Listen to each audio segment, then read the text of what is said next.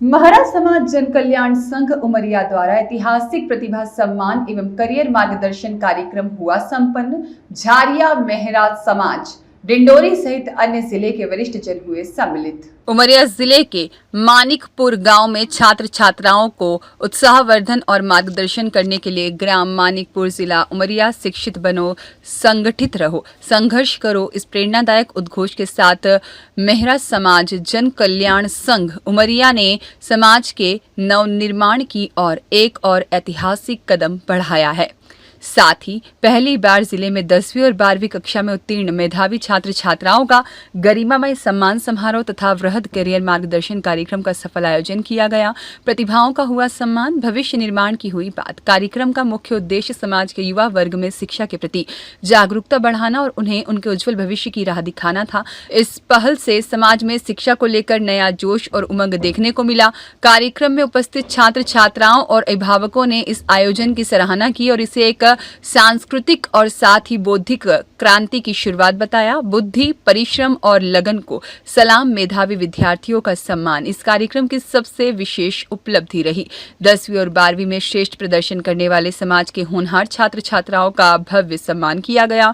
मेधावी छात्र छात्राओं को सम्मान समारोह में मंच पर मेडल, प्रशस्ति पत्र, सर्टिफिकेट और स्मृति चिन्ह भेंट कर सम्मानित किया गया। यह क्षण केवल छात्रों के लिए ही नहीं बल्कि उनके अभिभावकों और पूरे समाज के लिए गर्व का पल रहा।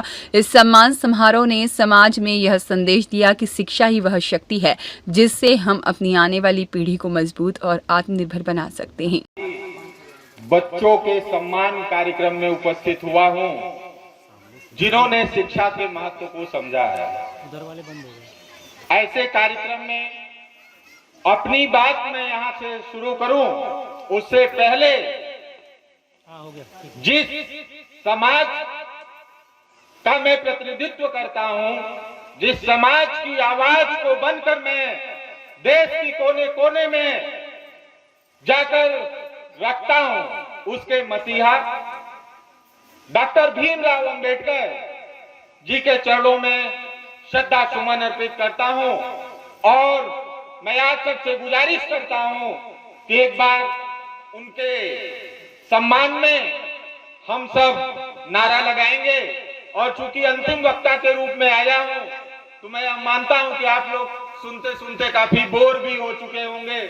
मुझे भी अभी आगे 10-15 मिनट सुनना है, तो थोड़ा वो जयकारा, वो नारा आपके नसों में टॉनिक की तरह ऊर्जा प्रदान करेगा। तो आइए बाबा साहब भीमराव अंबेडकर जी के को याद करते हैं। जय भीम, जय भीम, जय भीम। साथियों, वंचित समाज को दिशा देने वाले तथागत गौतम बुद्ध जी,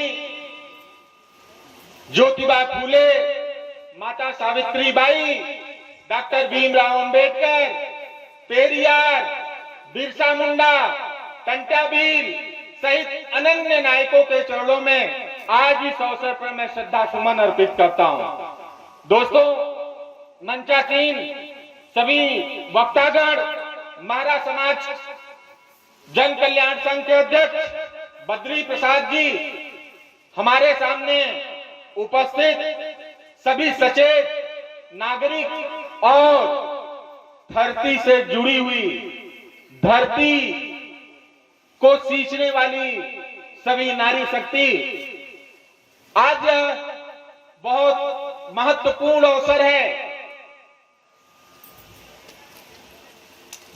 कि हम सब इस कार्यक्रम में होनहार बच्चों को सम्मानित करने के लिए एकत्रित हुए। मैं सीधा बच्चों से बात करूंगा, जैसा कि डॉक्टर केरा साहब ने बताया है कि बच्चों, कोई भी ऐसी मंजिल नहीं होती जिसको हम हासिल नहीं कर सकते। सिर्फ उसके लिए आपको दृढ़ प्रतिज्ञ होना होगा और अपना सपना ऊंचा रखना होगा।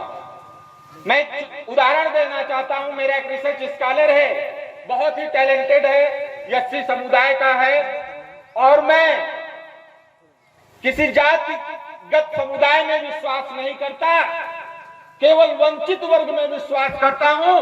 क्योंकि जब गट्ठर कई लकड़ियों से बना होता है तो वह बहुत मजबूत होता है, और जब लकड़ियां अकेली होती हैं तो उन्हें आसानी से तोड़ दिया जाता है।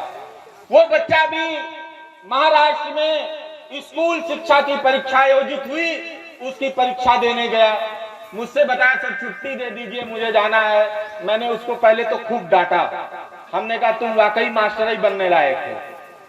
हमने कहा तुम नेट हो, पीएचडी मेरे अंडर में कर रहे हो, तुम्हें मास्टर बनने की क्या जरूरत, तुम्हें तो सपना सेंट्रल यूनिवर्सिटी का प्रोफेसर बनने का देखना चाहिए, क्योंकि जैसा सपना देखोगे उड़ान वैसी ही भरोगे। इसलिए सारे युवाओं को मैं कहना चाहता हूं, मेरा कहने का मतलब ये नहीं है कि मास्टर कमजोर होते हैं, मैं सिर्फ बात ये करना चाह रहा हूं कि आप जितनी ऊंची उड़ान, जितने ऊंचे सपने देखोगे उतनी ही ऊंची उड़ान भरोगे। इसलिए सपना देखो जेएनयू में एडमिशन लेने का, सपना देखो दिल्ली यूनिवर्सिटी में एडमिशन लेने का, सपना देखो तुम्हारे पास में केंद्रीय विश्वविद्यालय है वहां एडमिशन लेने का। साथियों, सभी आईएएस बनना चाहते हैं, तुम भी आईएएस बनने का सपना देखो, लेकिन ये बात मत भूलो कि चाणक्य जैसा शिक्षक भी बनना वंचित समाज के लिए बहुत जरूरी है, क्योंकि शिक्षक के गोद में प्रलय और निर्माण दोनों पलता है। प्रोफेसर जिस दिन बनोगे 20 लोगों को पीएचडी कराओगे और 20 प्रोफेसर तैयार करोगे, जो एक आईएएस नहीं कर सकता, मैं दावा करता हूं। और तुम्हें आईएएस प्रोफेसर नहीं बना सकता, लेकिन एक प्रोफेसर तमाम आईएएस पैदा कर सकता है। इसलिए आज वंचित वर्ग के लिए यह जरूरी है कि वह अपने समाज से प्रोफेसर पैदा करे, ताकि जब बुद्धि पर तुम्हारा कब्जा होगा तो सत्ता तुम्हारे हाथ में होगी, और जब सत्ता तुम्हारे हाथ में होगी तो राज तुम्हारा होगा। क्योंकि देखो, बहुत ठेठ अगर बतियाएं बड़ी सीधी सीधी भाषा में, तो शिक्षा को कुछ जातियों ने अपने बाप की बपौती समझ रखा था, जिसको आज हम लोग तोड़ रहे हैं। जब जिस कमेटी में बैठते हैं वहां खूंटा डाल देते हैं कि रिजर्व कैटेगरी, अनरिजर्व में रिजर्व कैटेगरी के बच्चे का भी सिलेक्शन होगा अगर वो मेधावी है तो। रिजर्वेशन इसलिए जरूरी नहीं है कि हम पढ़ने में कमजोर हैं, रिजर्वेशन इसलिए जरूरी है क्योंकि इंटरव्यू से नियुक्ति होने में वहां बैठे जो साक्षात्कार वाले लेने वाले लोग हैं वो मानसिक बीमार हैं, उनके मन में जाति की गत बीमारी भरी हुई है। क्योंकि कई इंटरव्यूओं में मैं भी बैठता हूं, इसलिए मैं बता रहा हूं। आप ये मत सोचो कि पढ़ने लिखने के बाद आपकी जाति खत्म हो जाएगी ना, आप बन जाओ प्रधानमंत्री, लेकिन पहचाने अपनी जाति से ही जाओगे।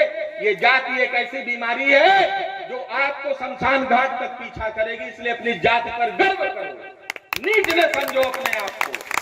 मैं तो कहता हूं मैं फोन करूं, मैं जाति का खटीक हूं, मैं 80 कैटेगरी का हूं, बिगाड़ लो तो बिगाड़ना, क्योंकि तुमसे ज्यादा हिंदी जानता हूं, तुमसे ज्यादा अंग्रेजी जानता हूं, तुमसे ज्यादा मैं कानून भी जानता हूं। देखते रहिए डिंडोरी तक न्यूज चैनल से संदीप गोलिया की रिपोर्ट।